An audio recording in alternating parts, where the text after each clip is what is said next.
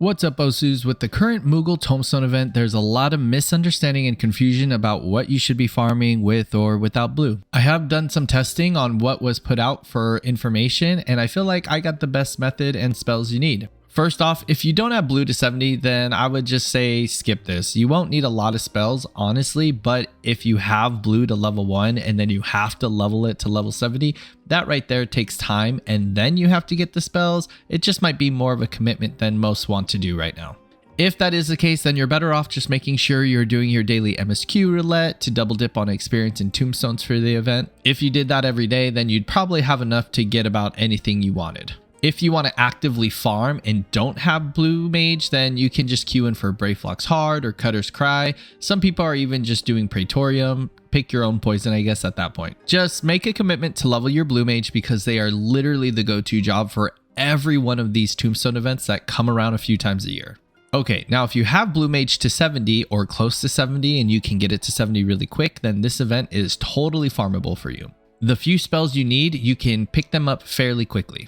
The first question I get is which method is overall better, and that is hands down battle on the big bridge. The only caveat to this, which is super effing annoying, is that you have to do the Hildebrand side quest to unlock it. If you do not have this unlocked, then your only other great option is Brayflock's Hard is Blu Mage, but this has a lot more mess up areas than the battle at the big bridge. Odds are though, more people are going to have this unlocked since the Endwalker relics required you to do all the Hildebrand side quests. The Blu Mage Academy came out with a few videos and instances which we love and adore them, so go make sure to give them some love in Discord and on their YouTube channel. They essentially said Brayflock's Hard is the better choice, but then quickly came out with another video saying Battle at the Big Bridge is equally as good, but maybe not as good. I personally disagree with this. This trial is extremely better and faster, and I'll tell you why. We started the trial with one other person that I personally knew, and then the rest were just party finder. The first boss goes down extremely fast. A few primal spells which are easy to get in the ARR section, as well as the vibe check, which just means ultra vibration and Ram's voice. The few spells you do need, I will link the Blu Mage website where you can track on how to get these spells, but all of these are really easy to get in the overworld from monsters. You can get ultra vibration from Kongomoto in the peaks. You can get Ram's voice from the Cutter's Cry last boss or a Chimera Reborn if you've done your ARR relics. Another good spell to pick up is Sonic Boom, which is your spammable, and you can get this from the overworld as well.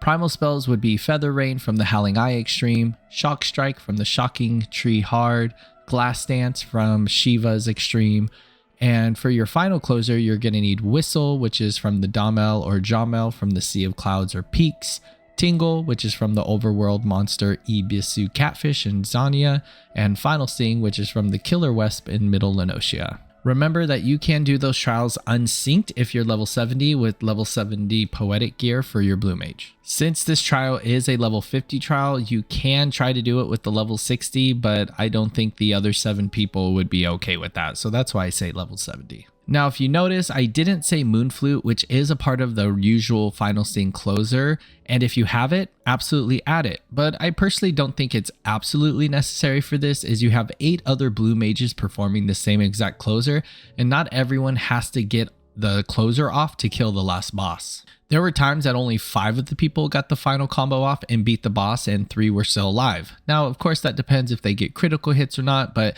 as long as you have all the other abilities for the closer, you should be fine. And for the love of God, if you are farming this trial, make sure to leave the trial and don't revive and then leave the trial, because it just takes away precious seconds. Now let's talk about optimizing. There is very little to do, but I only saw a difference in time, albeit just a few seconds. After the first boss, there is a path you run down which has 2 sets of ads. Now, if you know the people you're running with, this makes it a lot easier. Essentially, you will Ram's voice and ultra vibrate these ads separately. If you pull the ads and wait for them to stack up, it does take a few seconds to do that since the ads are spread apart, which adding those few seconds over hundreds of runs can add up. We did get so in tune at one point that 4 players were in on this. One would Ram's voice while the other casted Ultra Vibrate almost instantly after the Ram's voice, and it would instantly kill the pack. And then someone else would J kick and then swift cast Ram's voice while the 4th person would Ultra Vibrate the second pack. It was a cool little optimization that was nice and shaved off a few seconds, but it isn't necessary. My last little important tip that I came across is that you want to make sure everyone is there or close to when you're going to do your initial starting attack for the final boss, because you can wipe if everyone doesn't get their final sting off combo in time. The reason is soon after the boss spawns and you pull them, they will have early on mechanics that can ruin the run and transform you into a chicken. So you want to make sure everyone gets their final sting off combo in time. So if you just have one person who didn't help out with the Ramsboy's Ultra Vibrate and they sprint ahead and they pull the boss before everyone else gets there, that can cause the wipe. Also, please make sure you're using sprint, as if you're just running through at normal speed and 6 other people are sprinting and they get there quicker than you, there's just no reason that you shouldn't be using sprint. It can just get really annoying. I'm only telling you this because this is a farming guide, so you just want to be able to optimize and do everything you can to shave off the few seconds for everybody's benefit.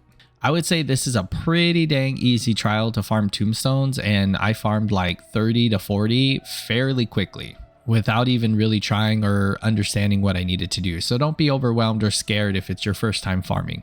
Doing the Battle of the Big Keep, you get about 4 tombstones every 3 to 4 minutes. Again, if you don't have Blu Mage, I would just recommend doing your daily duty roulettes, and you would probably get enough tombstones by the end of the event. But if you do have Blu Mage, then Battle at the Big Keep with a full party finder of Blu Mages will be absolutely faster. I started a party finder and it only took about 3 minutes for the entire party to fill up. If you are completely adamant and you want to do the Brave Flocks hard option and want to learn how to do that, then I will link the Blu Mage Academy video down below, as they do of course do a really great video on teaching you, so I don't want to repeat that there. This should be really helpful for you on your farming journey for tombstones. If you got any value of this video, then please consider leaving a like and a comment down below and sharing this video with your friends. If you want to watch more Final Fantasy guides and tutorials, then you can find a whole slew of playlists and guides that I have put together in my Final Fantasy library. Or you can simply click here.